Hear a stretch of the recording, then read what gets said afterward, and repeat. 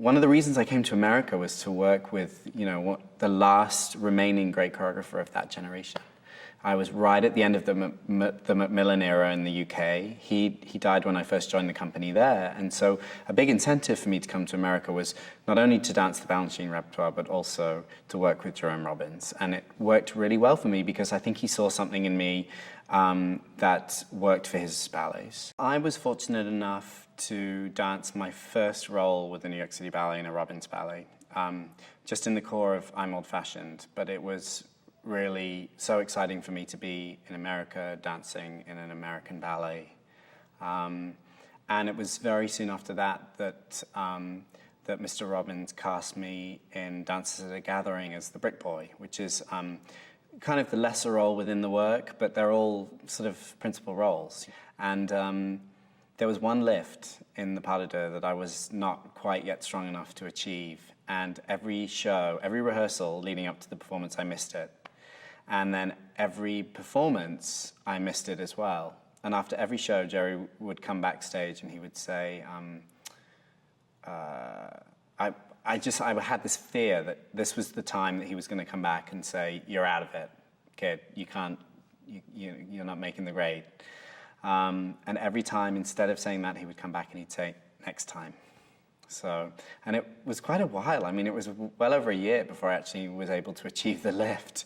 I think when I work as a choreographer, I think back to the times that that I worked with Jerome Robbins and remember the qualities that he drew out of me as a dancer and the chances he gave me, the sort of quiet understanding of a dancer needing to develop in a role.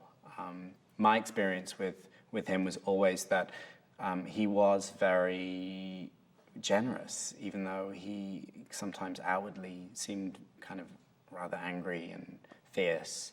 I don't think he really was. Deep down, he was a softie. But I admired so much the way that he was able to draw qualities out of dancers. One of the things that I realized about Jerome Robbins was that he loved to watch us dance. And sometimes it was just agonizing because we would do things over and over again, even when they were really good, even when they were really up to scratch. He would insist on us doing it again and again.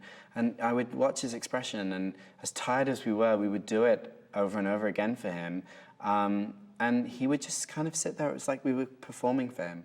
I think what makes the Jerome Robbins repertoire so special is even in the abstract works, I mean, they're all relatively abstract, but the ones that don't necessarily have a set theme or a story behind them, there's a sense of humanity, of connection between human beings, between people, and I think that communicates very well to an audience, and I think that's why they're popular with the audiences, because each member of the public can sort of recognize a little situation, a little piece of themselves, I think, in the Robbins work.